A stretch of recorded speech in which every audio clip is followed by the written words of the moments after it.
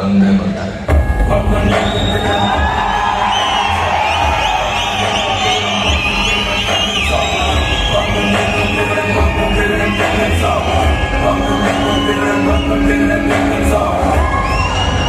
ಏನಾಗ್ಬೋದು?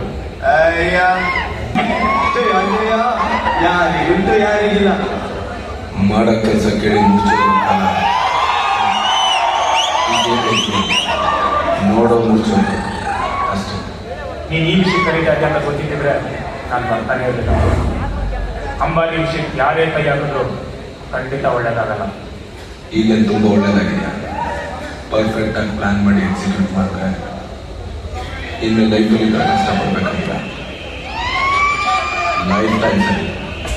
ಅಂಬಾರಿ ಮೇಲೆ ದೇವ್ರ ಕೃಪೆ ಇದೆ, ಅದನ್ನ ಅಲ್ಲಿಂದ ಎತ್ತಕ್ಕಾಗಲ್ಲ. ಅಕಸ್ಮಾತ್ ಎತ್ತಿದ್ರು ಈ ಅಕಸ್ಮಾತ್ಗಳೇ ನಮ್ಮ ಲೈಫಿಂದ ದೇವ್ರನ್ನ ಕತ್ಕೊಂಡೋಗಿ ಮಾಡ್ತಾರೆ. ಅವರೆಲ್ಲ ಚೆನ್ನಾಗಿಲ್ವ? ಕಣ್ಣೆದುರುಗಡೆ ರಾಜಕಾರಣಿಗಳು ಸಾವಿರಾರು ಕೋಟಿ ಹೊಡಿತಾರೆ, ಅದು ಹಗಲ್ದಾರ ಹೊಡಿತಾನೆ. ಇಲ್ಲಿ ಎಲ್ರಿಗೂ ಅವ್ರದೇ ಆದಂಥ ಕನಸುಗಳಿದೆ, ಪ್ರಾಬ್ಲಮ್ಗಳಿದೆ. ಅದನ್ನೆಲ್ಲ ಸೆಪರೇಟ್ ಮಾಡ್ಕೊಳ್ಳೋದಕ್ಕೆ ಇದೊಂದು ಒಳ್ಳೆ ಅವಕಾಶ.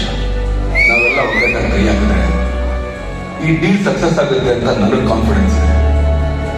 ನೀವುಗಳು ಮನಸ್ಸು ಮಾಡಬೇಕು. ಪಟ್ಟು ಕೂರ್ಸೋ ಕನಸು ತೋರಿಸಿ ಚಟ್ಟಕ್ಕೆ ಕೇಳೋದು ಫಿಕ್ಸ್. ಪಟ್ಟಕ್ಕೆ ಕೇಳಬೇಕು ಅಂತಂದ್ರೆ ರಾಜ ಆಗ್ಬೇಕು.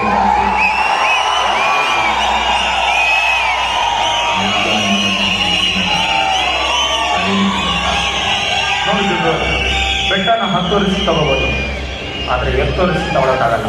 ಹೌದು, ಇದು ಒಳ್ಳೇದಲ್ಲ. ಒಳ್ಳೇದು ಕೆಟ್ಟದ್ರ ನಡುವೆ ಜಿಂದಗಿ ಹೇಗೆ ನಿರ್ಧಾರ ಬದುಕಬೇಕು ಅನ್ನೋದು. ಈ IT, BT, MNC ಕಂಪ್ನಿಗಳೆಲ್ಲ ಒಂದಲ್ಲ ಒಂದು ಸ್ಮಗ್ಲಿಂಗ್ ಬಿಸ್ನೆಸ್ನಲ್ಲಿರೋದೆ.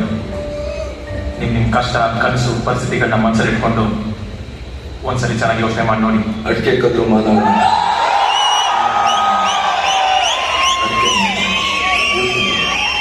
ಆನೆ ಮಾಡಿದ್ರೆ ವರ್ಷ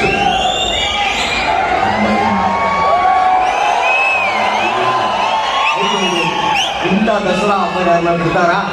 ಅಂಬಾರಿ ಕರೀರಿ, 10 ಕೋಟಿ ಹೊಡೀರಿ.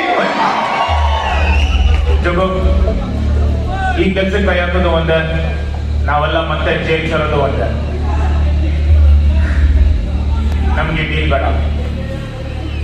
ಎಲ್ಲ ಇನ್ನೇನು ನಡೀತದೆ ಕರ್ಕೊಂಡು ಕೂತಿದ್ರ ನಡೀರ. ಟೋನಿ, ಅದೃಷ್ಟದ ಬಾಗಿಲು ಒಂದೇ ಸರಿ ಕಟ್ಟೋದು. ಯೋಚನೆ ಮಾಡಿ ನೋಡು, ಇನ್ನು ಮದುವೆ ಡೇಟ್